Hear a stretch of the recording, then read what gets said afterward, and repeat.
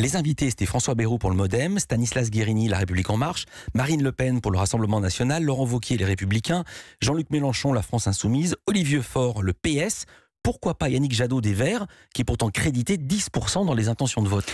Alors, on a fait un panachage de critères qui n'étaient pas liés aux élections à venir, qui étaient liés à l'histoire, qui étaient liés à la précédente élection présidentielle, qui étaient liés au groupe parlementaire. D'où le PS. Voilà.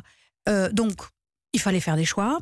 Et au fond, vous savez ce qu'on a fait aussi? On s'est affranchi un peu, parce que là, on n'était pas sur une émission qui concerne les européennes, on n'était pas dans le cadre d'une campagne, on était sur un choix que nous avons fait de mettre des partis en avant. Mais, et je vous l'annonce, on va faire une émission autour des européennes. On va recevoir les têtes de liste aux européennes le 23 mai, à quelques jours de l'échéance. Et à ce moment-là, on aura sans doute une dizaine et peut-être même au-delà de têtes de liste. Comment vous avez fait, et pardon, chers auditeurs, si vous êtes avec vos enfants pour ce mot, comment vous avez fait pour niquer tout le monde? Le 23 mai, le débat aura lieu sur BFM TV, avant sur LCI le 20 mai, avant le 10 avril sur CNews, avant le 3 avril sur France 2. Le meilleur débat, c'est évidemment le plus proche de l'élection. D'abord, je vais vous dire une chose. Comment vous avez fait pour être en dernier? Ouais, alors. Il y a eu un Yalta des débats? Oui, mais avant que je réponde à ça, je voudrais dire que tous ceux qui annoncent qu'ils font ce débat avant nous, en réalité, ils n'ont pas bouclé leur tour de table. D'accord. Donc, ils s'avancent un peu, ils font un peu de bluff, on verra s'ils y arrivent.